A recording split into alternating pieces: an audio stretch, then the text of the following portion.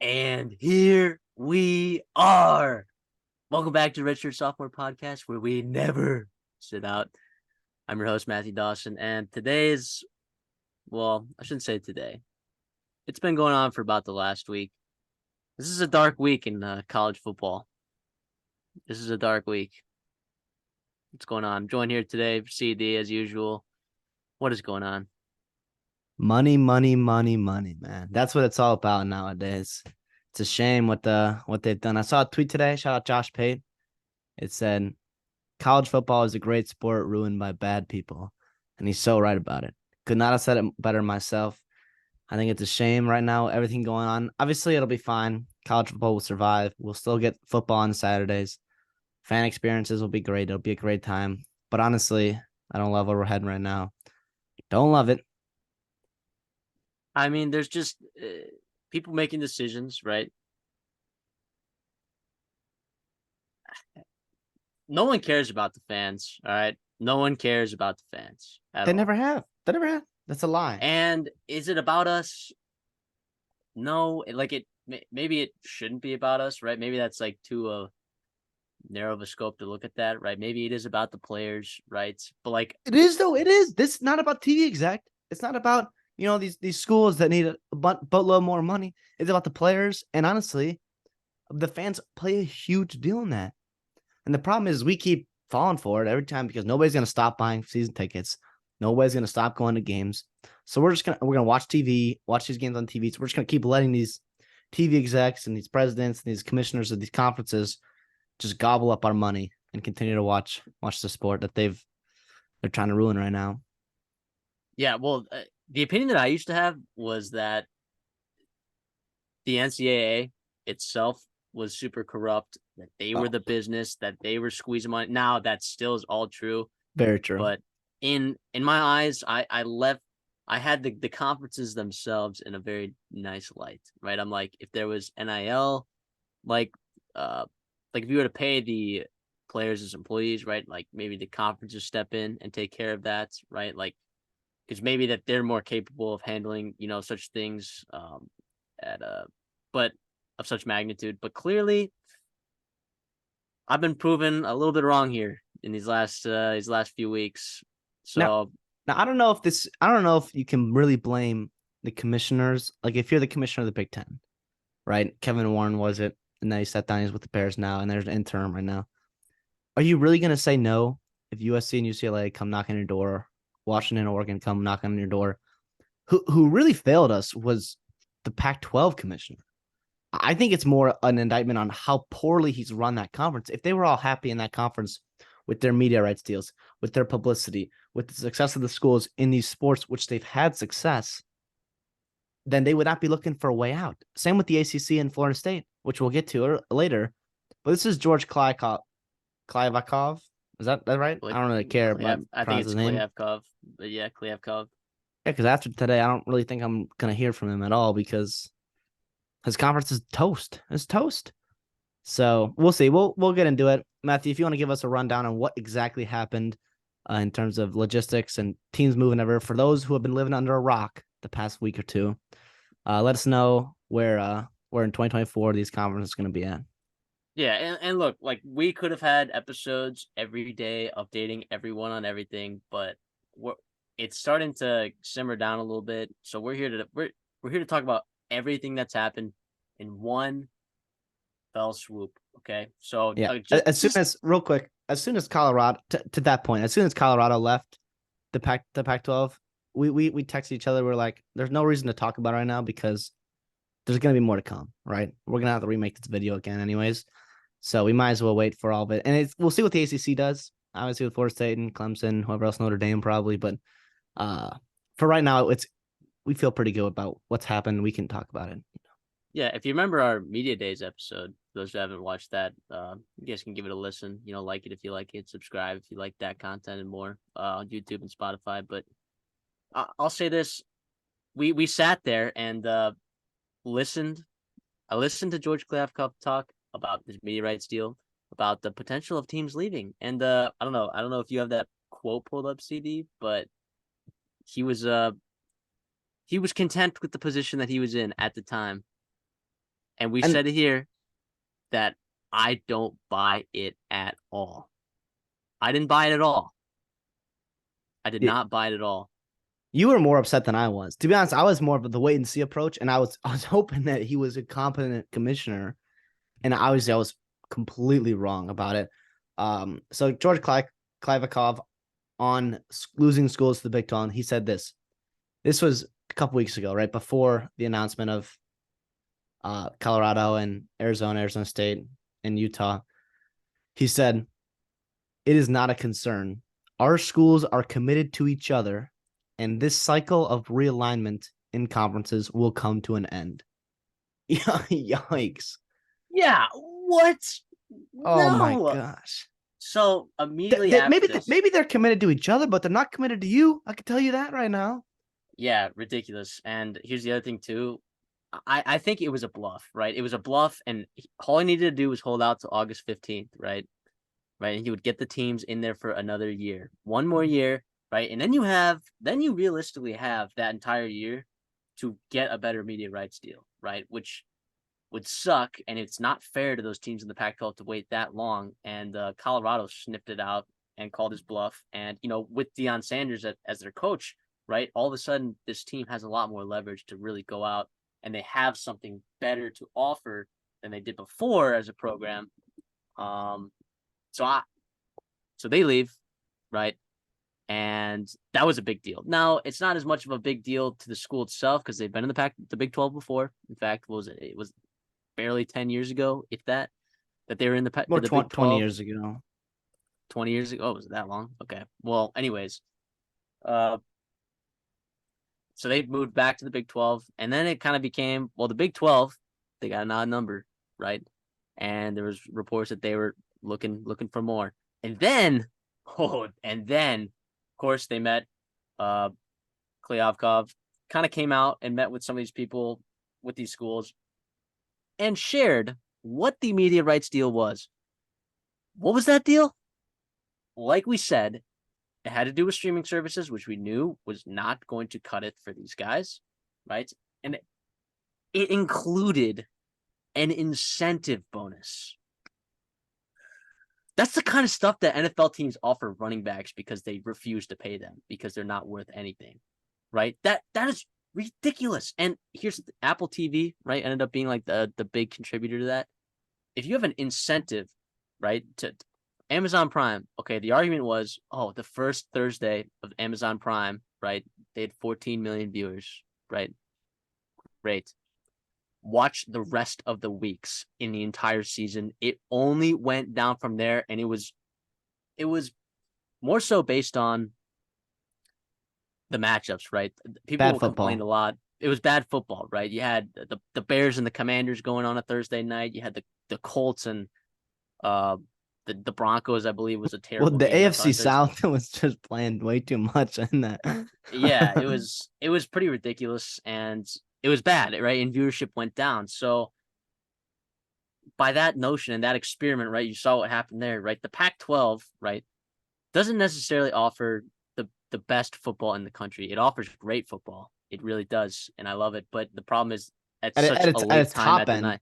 at its Yeah, top end, it does. But at the bottom end, you're telling me that people complain about the Bears and the Commanders, right?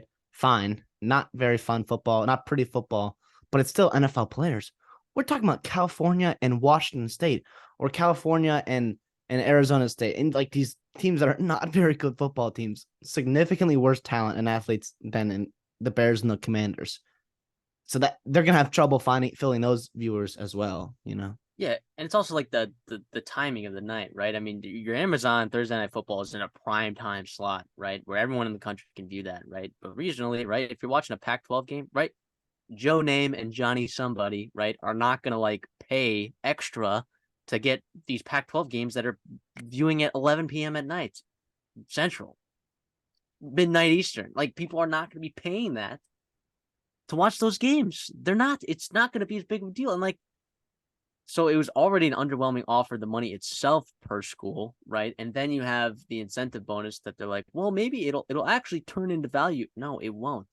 It will not. And you know what? Kliavkov thought that if he waited the longer, right, that there would be more leverage, right? Because then they would be the only big conference left, and then everyone would be fighting over them. But that was not the case. Guess what? The Big 12 came out and got ahead and got the media rights deal that the Pac-12 should have gotten, right? We would be having the same conversation about the Big 12 likely, which is kind of a bummer because it sounds like some of this was like inevitable. But the thing that saves the Big 12, right, is like the basketball, right? When you hear the Big 12 commissioner talk about, sports, what's different about him versus the rest of the conferences, he loves to talk about the basketball in the Big 12, right? And that does save a lot.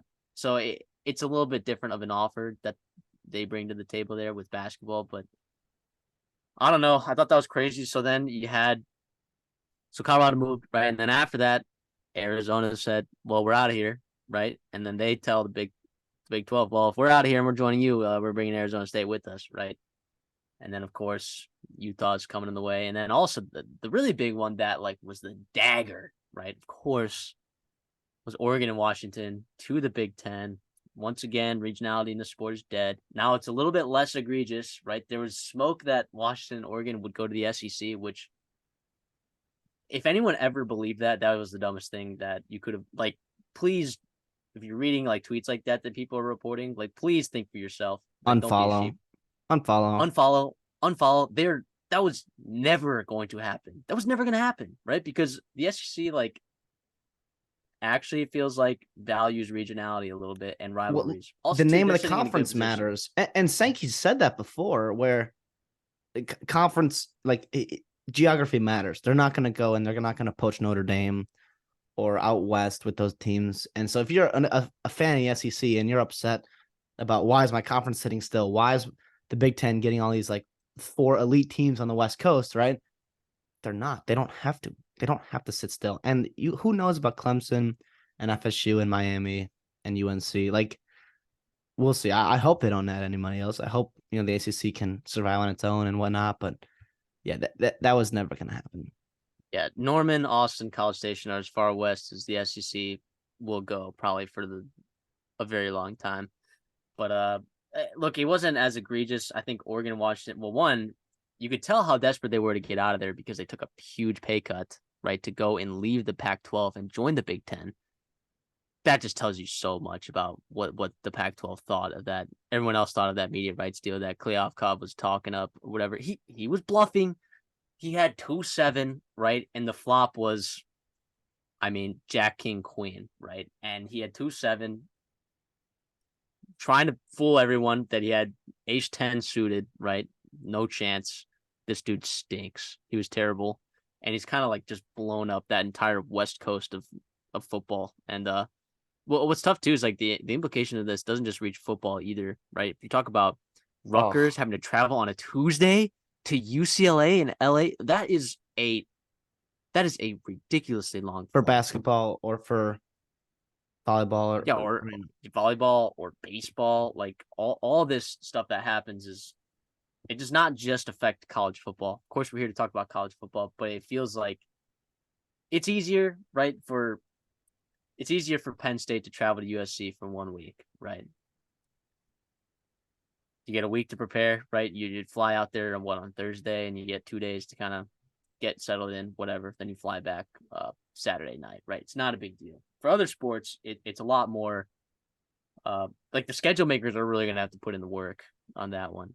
And if they mess up even a couple spots, it could be. I mean, these are college athletes. People forget like it's one thing football. Like nobody has class on Saturdays, right? And like they can tutor around, whatever else. Like a lot these Big Ten schools, I don't know how much academics are really doing, but yeah, like you said, and basketball in the midweek, that's gonna make it so hard is midweek traveling and all that, and the price of it too is going to be expensive for these teams. Now I get they're making it up in the back end and then some with the Big Ten medium rights deal and even the Big 12 going over, because you have Florida with UCF in the Big 12, and then you got Arizona State, Utah, Colorado, on the West Coast there.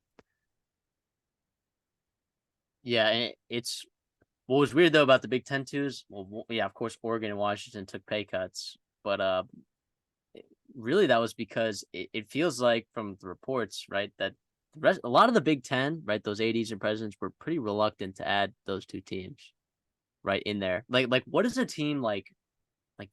Sorry, Northwestern. Like you're. I'm sorry, Northwestern. You're never gonna win the Big Ten ever again in football. It's You throw never gonna Minnesota happen. in You're there. never. Yeah, you're Throw never Minnesota gonna in there. play. You're never gonna play in a Big Ten championship ever again. It's just not gonna happen. Indiana, Um. Purdue. You throw those teams in there too. Now we'll So see. like, Okay, the only thing that could change that though is if you do get your unified pay scale in terms of NIL coming from the conferences.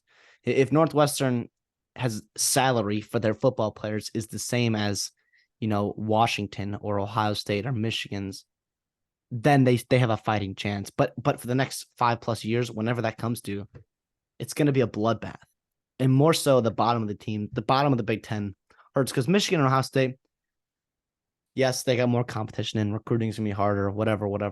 But you could lose 2 games, and with the new expanded playoffs, you'll be fine. If you're talented enough, you can win it all, But it's your teams like Purdue, Iowa, and teams that want to have dreams of playing in the Rose Bowl. First of all, the Rose Bowl, Pac-12, Big Ten, kind of done there.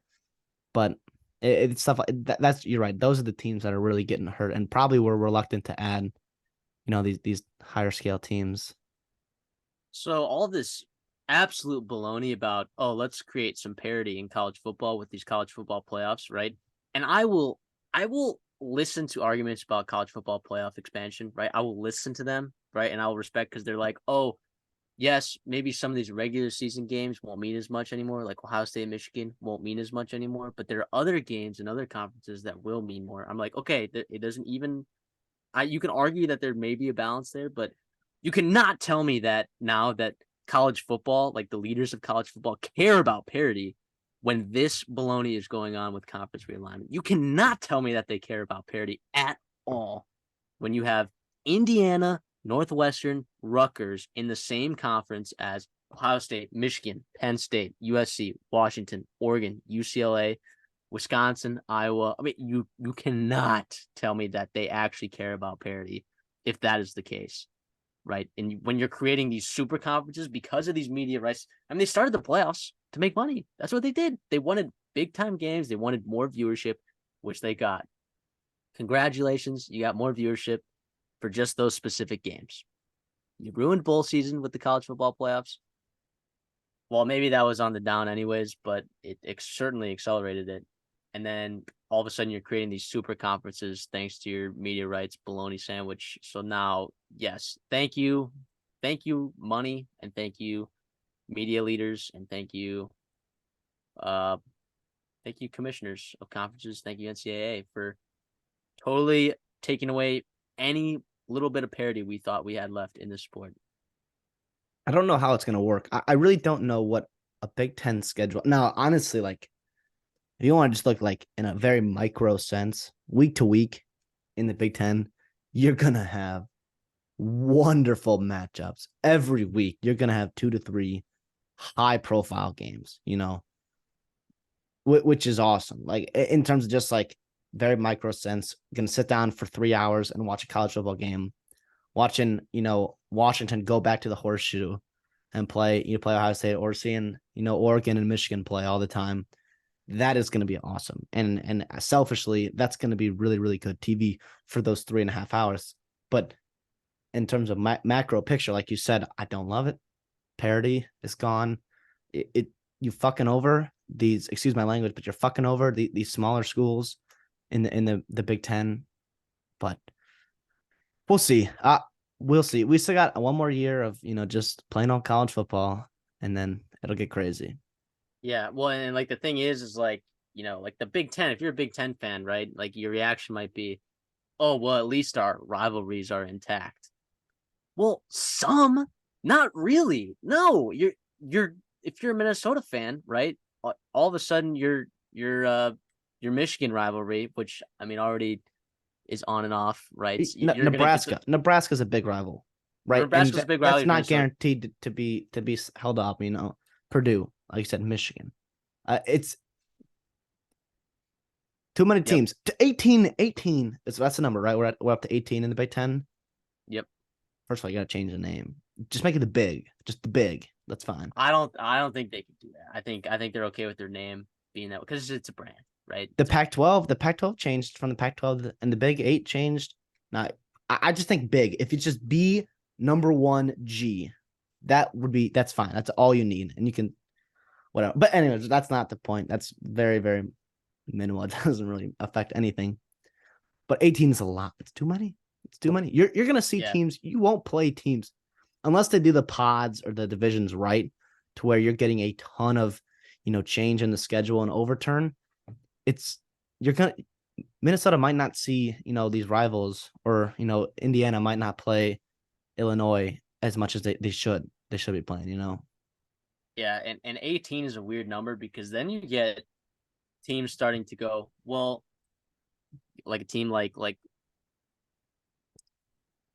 well, it's hard. I mean, if you're a fan of any Big Ten team, right? Like a fan, right? This is probably what you'd want, just to see more good football games. But then you start looking at the idea like, oh, they got 18 teams. Should they be playing 10 conference games, right? Which all of a sudden, because the reason that would be is like you get one permanent rivalry, right? And then you get 9 that switch off every year. So you're guaranteed to play every team in the conference at least once every 2 years, right? But wow. And then all those people that were like pooping on the SEC for playing only 8 conference games are going to be begging to play only 8 conference games. I don't know. I think this is. But if you do that, then wild. Again, you talk about macroscopically or like on the macro scale, right?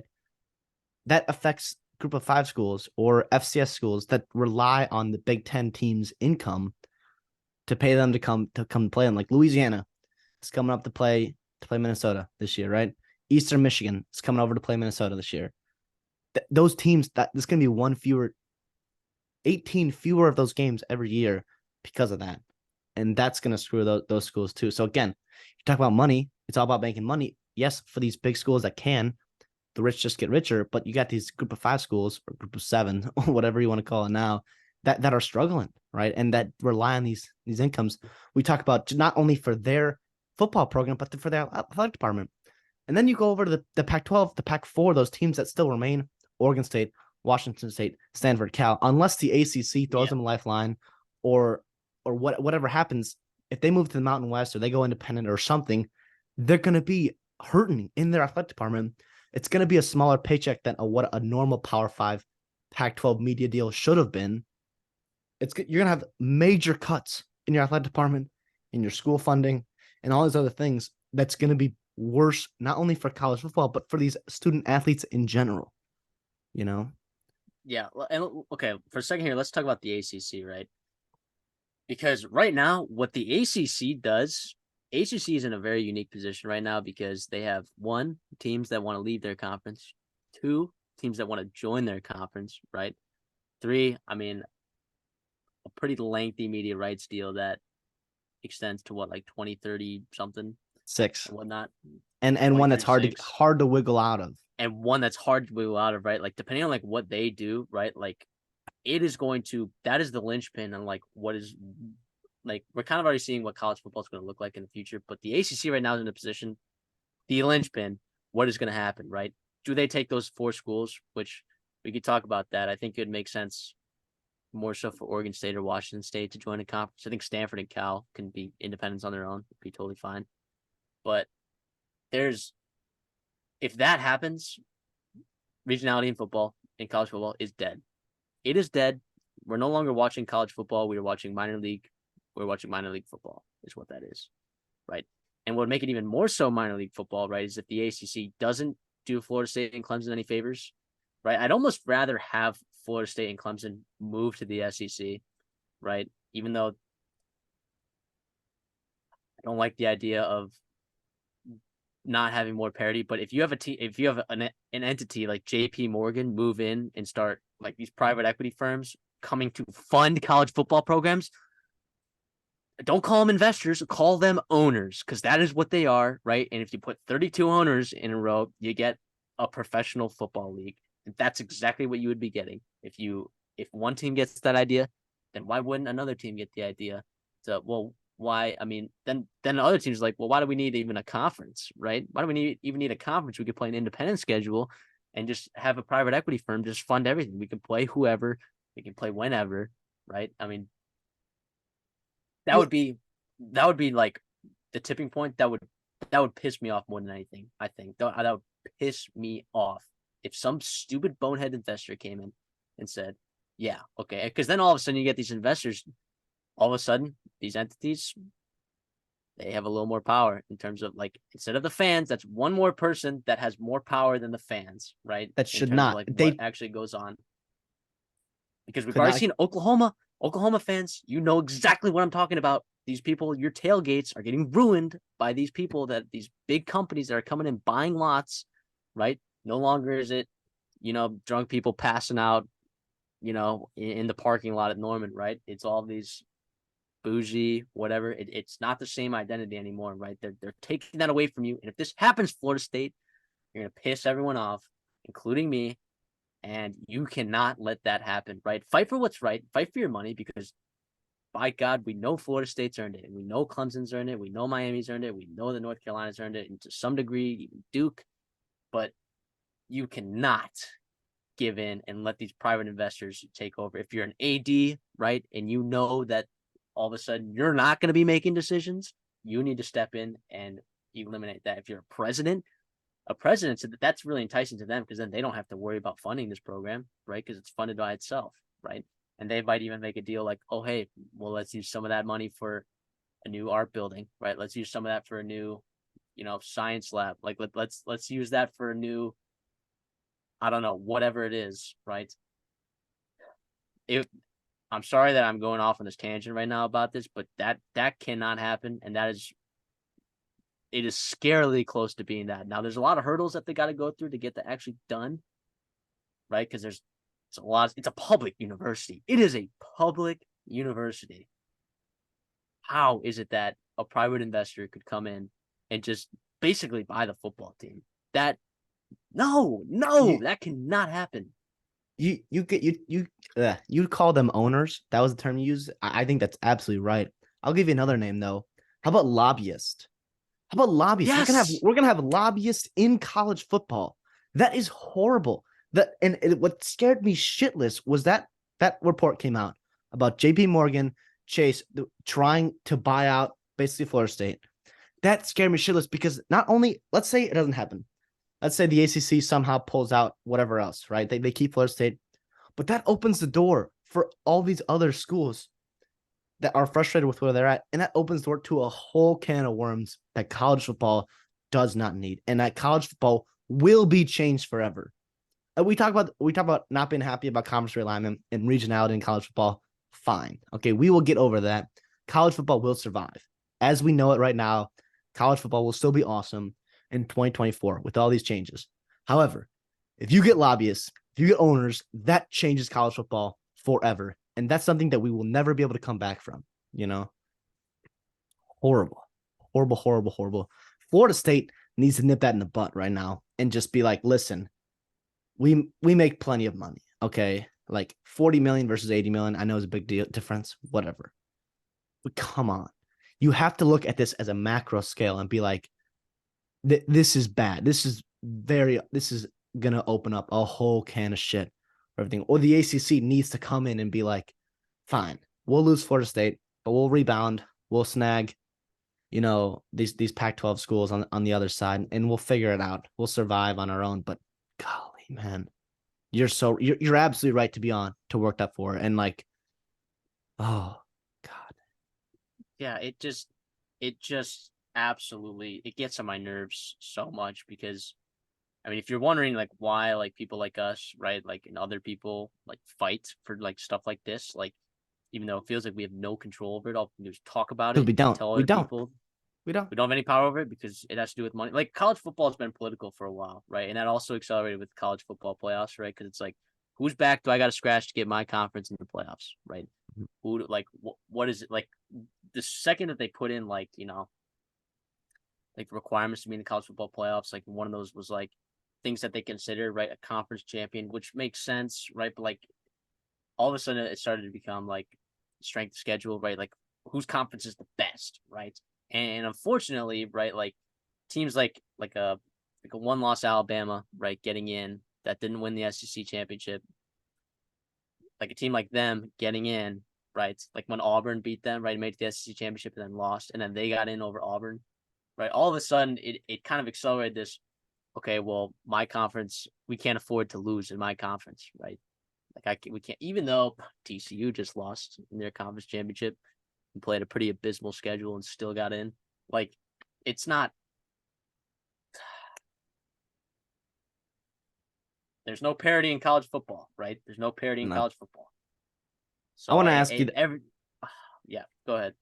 I want to ask you this question: what makes a school have value? Like, why does Washington and Oregon let me tell you what this reminds me of. Okay, Washington, Oregon, USC, UCLA from the Pac-12 jump to the Big Ten, and you have what was it? Colorado, Arizona, Arizona State, Utah go down to the Big 12, right?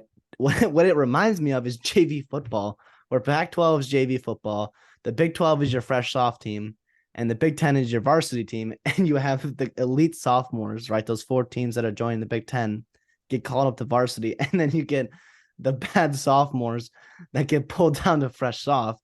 So what makes a school like, obviously the Big 12 has money, the Big Ten has money, and they're way more attractive than the Big 12. But what makes Washington, Oregon, UCLA, USC more attractive to the Big Ten versus your other schools in the Pac-12, you know? Well, so for a conference like the Big Ten, right, they care a lot about academics, but so does the Pac-12, right? So you can take that off the list, right? That to them, now all of a sudden you're looking at success. What is success like really? What is success really driven by, right? Why is it like? What is the difference between Stanford's football stadium and their environment, right? And what is the difference between Oregon's stadium and their environment? And I'll tell you this right now: it is the fans. It is the fans. And it seems like no one cares about the fans, right? No, so like a team like Oregon and Washington, right? They're successful, right? Because they get a lot of money.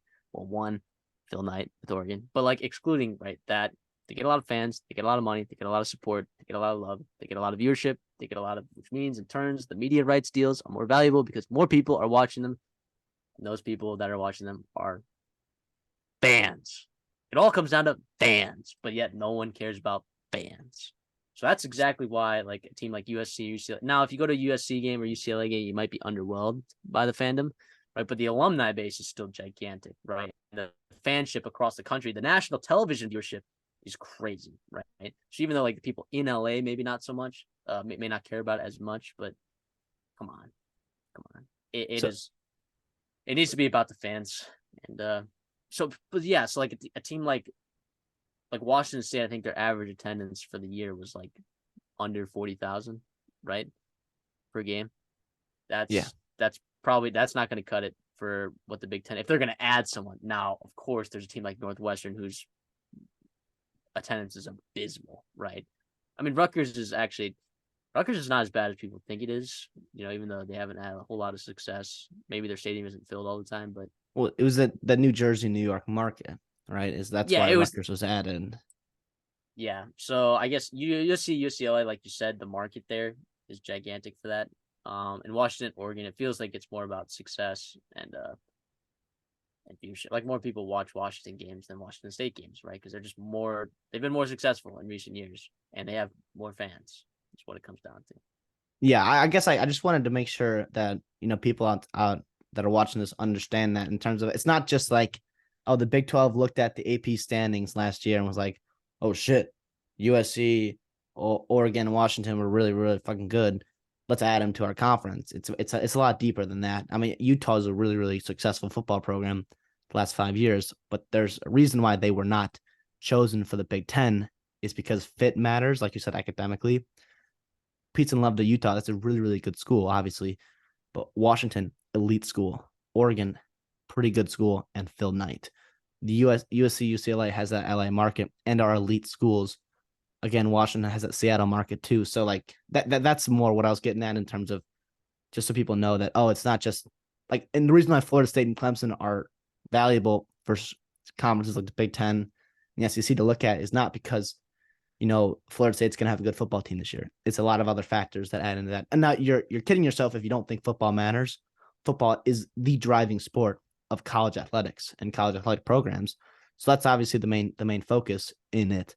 But yeah, it's a lot deeper than just who's going to have a better football team this year, Yeah, football is the bearing that keeps things rolling in terms of money for the NCAA and conferences. Like, yeah, so it's about money when it is what it comes down to. But what do they really mean when they say money? They mean fans, right? That's what it means. They get the money from the fans. Because viewership and merchandising and all those other, like, yeah.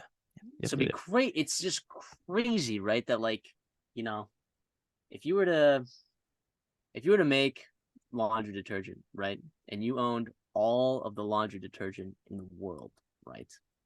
Okay, wouldn't you think that the laundry detergent that you made mattered still, even though it's the only one, right, of its kind, right? Don't you think it would matter a little bit, right? Like if it was good or not, right? If all of a sudden your clothes are coming out of the washing machine and they just look horrendous, right? And you're buying this product and you're not seeing results, or it's not what you want it to be, right? Wouldn't you try to find something else? Wouldn't you take some Dawn dish soap, maybe try to wash down the sink? I don't know. You would. That's maybe a terrible example, but like that's kind of like what it is. It's like they're making money from the fans, right? Their market. That is their market. And it seems like they don't care about their market, which is crazy. And they can do it because college football is the only one of its kind. Well, again, like you said, it comes down to people in power are gaining more power, right? And at some point, and they know they can take advantage of us because, like you said, there's only one on the market. There's only one college football. People love it. They're going to watch it no matter what. So they can make as much money as they can, and then we'll still watch the games. The only way this changes is if we literally all boycott, NCAA football, which would never happen. And then they'll be like, okay, well, what do you need to do? Like, so in reality, like the power is in the people's hands. And that's what capitalism is, right? You have choices where to go and where to get your products from. But in a sport, sports are different actually than your regular free markets. But again, it's not going to change. It's not. And right now we got some greedy people that are running college football and making decisions for these athletes and fans. They're the ones that are actually being affected while they're just getting a hefty paycheck. So. Yeah, I want to hear your thoughts. I mean, you're a huge recruiting guy, right? I mean, I can think of, some examples of like how this impacts recruiting, but let's hear what you got. What do you got on that? Well, I think it helps your schools, Oregon and Washington, because there was that, unknown of what's the Pac-12 going to be. The last year, everyone's been like, okay, are they adding teams? Are they losing teams? What's going on? Oregon and Washington obviously helps them. They're going to have more money to play with their things. They're going to have a Midwest market. Awesome. Same reasons why we said USC, UCLA coming to Big Ten are good for their recruiting. Same reasons for them, right? You got your schools leaving from the Pac-12, going to the Big 12, also have an impact as well. You get clarity in terms of your conference. You have less recruiting battles in your areas. Arizona, on the West Coast, you're the Big 12 schools out there, right? So you're gonna have, more say in terms of if proximity to home actually matters to schools. The school that the teams that it hurts, I think, are those 4 Pac-12 teams that are still left, specifically Stanford. We talked about it a lot this summer about how well Troy Taylor recruited for Stanford. They were in the top. I think they were 9th at one point in the class, and they were so hot. And who knows what's going to go on with Stanford and the Pac-12? Are they still going to be able to keep those commits? I mean, if you're a commit to Stanford, you're obviously a smart guy. You've gotten to Stanford. That's, you know what you're talking about. You know what you're doing. Are you going to have second thoughts about joining Stanford, right? In terms of the future of the Pac-12, you might not play out you're not going to play out your 4 years in the Pac-12, for the most part. So we'll see what happens there. I think it absolutely matters. It's more so, we'll see it in the next couple of classes more than this one maybe, but it's something to be kept an eye on. Another thing that I think people also need to start thinking about is not only recruiting players, but recruiting coaches. Troy Taylor and Christopher Smith come to mind at Oregon State. You're telling me that Jonathan Smith. Yes, at Oregon State, teams are gonna come calling his name, be like, "Hey, you don't know what the future of Oregon State football looks like." It's out of his control. It's not like he could recruit and develop all these talent, and they could be playing in the Mountain West, which is a lot different than playing in the Pac-12. And so teams are gonna draw out these good coaches at these schools. Then Jake Dickert, we talked about in our second year coaches draft too. So that's also another thing to look at in the variable. Yeah, if I knew that this was going to happen, I would have drafted Billy Napier over Jake Dickert. I'm just going to say that Yep. right now. If I had Okay. known that, I would have taken Billy Napier Yep. for Yep. That's sure not ridiculous. in I terms of think recruiting. I would have taken Brent Pry. I would have thought about taking Brent Pry over Jake Dickert. Yeah, it makes me look terrible right now. I look terrible because of that. Thank you, Yeah. Thank you, Well, you looked Pac-12. bad in the moment, but I'm just kidding. Well, okay. Hey, come on. Yeah, I know I I'm, got some heat for that, but look, I like my I'm guy kidding. Jake Dickert. Another thing that's cool, I think, if you want to just talk about again micro scale, Utah BYU in the same conference is awesome. That's one of the best rivalries we have in college football. And we talked about rivalries, getting split up in college football. This is one that's kind of brought together with conference realignment and two teams that have not been in the same conference, I don't think ever. Uh, well, maybe BYU was back in the day with Utah, but it's been a long time. So that's awesome. I think that's awesome. Yeah, I think the bright side coming out of all of this is like when you look at the teams in the Big 12, they did their best to kind of keep regionality. Now you got Cincinnati, West Virginia a little bit further away, UCF is a little bit further away, but like the teams that they added from the Pac-12 all are regionally like in that area, and it's not really like anything new. If anything, it's gonna make like Texas Tech is probably as close to Tucson as it is to like College Station or Fort Worth or Mm-hmm. like Even like Waco. even Texas Tech to, yeah, like you said, Waco or Oklahoma State, right? I don't know. It's Yeah, got to be close, right, in terms of the regionality. And I think the fit matters. And I thought, like you said, they did a great job. I think Arizona fits the Big 12 really well. Colorado, we know that. Utah, I think, is awesome fit for the Big 12. And obviously UCF and Cincinnati coming over with Houston. I love that too. I think we. I don't want to hype it. Everyone's talking about the Big 12, the SEC, the Big 10 are in a tier of their own. If you want to talk about compared to the Pac-12, obviously, and the future of the ACC, yes, but there's still a huge gap between the Big 12 and the SEC and Big 10, right?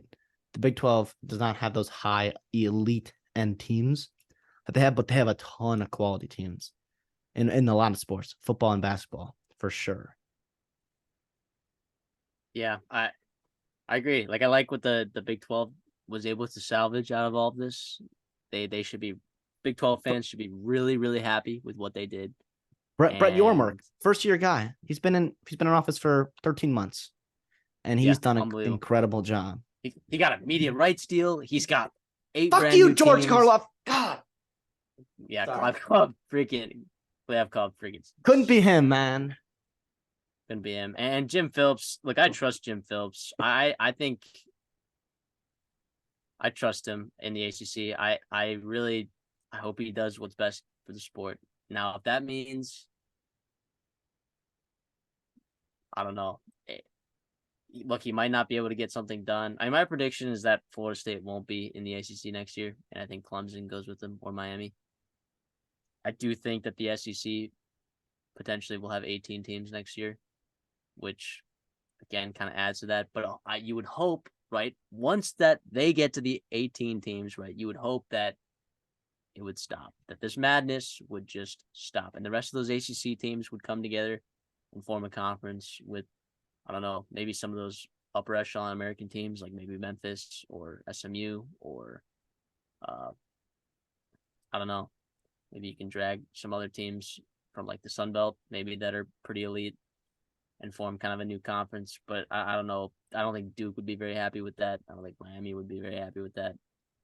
Uh, there was still also talk that there were like 7 or 8 teams that might band together and create their own conference. Which honestly, I wouldn't hate that either. To be honest, as long as you can keep it to where it's not just 3 conferences that are just dominating everything, right?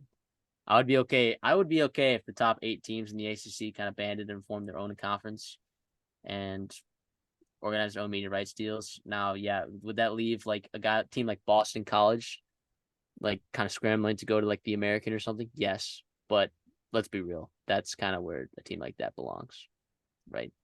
Sorry, Boston College fans, but it's what it is. That Yeah, would kind of blow it for a team like, I don't know, Virginia would kind of find. Although Virginia offers value in like baseball and basketball, but football wise, that'd be pretty tough.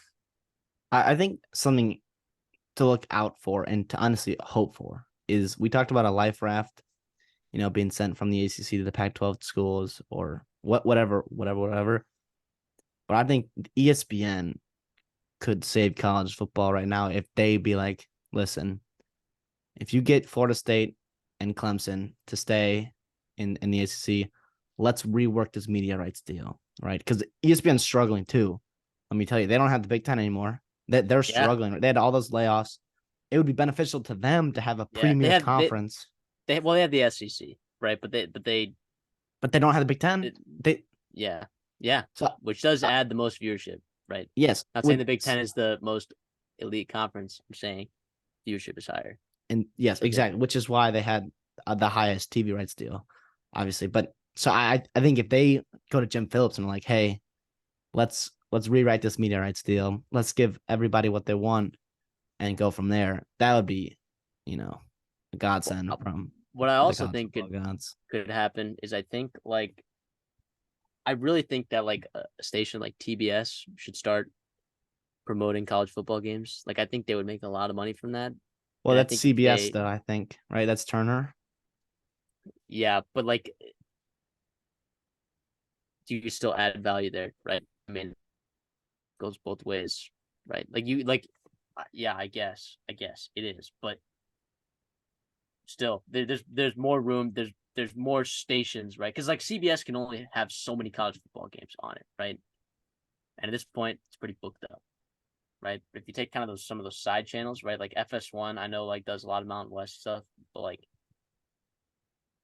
a channel like that, right? Or channel like TBS, right? Like if they kind of get in there and they are able to have host more college football games, like because TBS does a great job, True TV does a great job during March Madness, right? And that gets a lot of viewership. So I don't know, maybe they could work something out one of these days. But the problem is that the ACC kind of already made their media rights deal, and it's not making people happy, and it would cost a lot of money to buy out of, and they're kind of tough. Jim Phillips is put in a really tough position right now, really tough. It is he does not have a lot to work with. Um, very tough to beat him right now. Mm-hmm. Yeah, I don't know how much else I have to say on this. I think we kind of covered a bunch. And any last thoughts for you? Enjoy this football season. Amen to that. Amen to that. Yep. Well, thank you guys for tuning in and listening to our rant a little bit. Make sure to check us out. If you're watching this on YouTube, maybe send us a like our way. Maybe send us a subscribe if you really like our content. We have more stuff coming out. We're trying to pump out our Big 12 conference preview, hopefully in the next week. That'd be really awesome. If not, maybe next week and a half. But we also got some cool player interviews coming up as well. So thank you guys so much for tuning in. If you're listening on Spotify, maybe give us a follow as well and a 5-star review. So thank you guys.